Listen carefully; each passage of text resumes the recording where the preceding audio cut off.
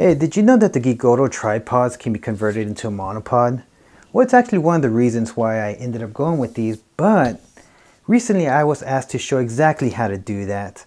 Now, particularly, he was asking how to add the middle column in there, which is a few extra steps, but it would give you about 3 more feet, which I'm going to show you how to do right now. There are 2 different ways to convert the tripod into a monopod. Now, if you want to include the middle column, first thing you want to do is actually unscrew the bottom of the middle column so that we can remove it from the rest of the tripod. Of course, you're not going to use it, you don't need this step. But once it's unscrewed, it's going to look like this, so just make sure you don't lose the part. Next, you want to remove the leg, and the one it's going to be is going to be the one that says detachable, or it's going to have that foam holding on it.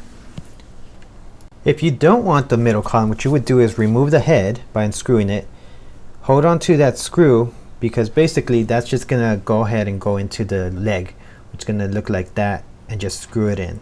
Your Geekoto tripod should have come with a couple extra pieces, an L-wrench and a screw. So we're definitely going to need that screw if we're going to be using the middle column. So go ahead and pull that out. Now that we have all the pieces that we need, go ahead and screw in the thread to the middle column so that we can finish converting the tripod into a monopod.